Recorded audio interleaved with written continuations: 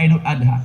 Tapi ingat, watilkal ayyam nudawwiluha bainan nas.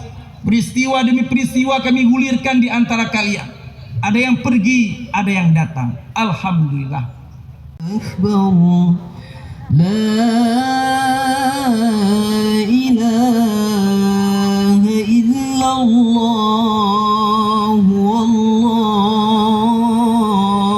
akbar katsira wa subhanallahi bukratan wa asila.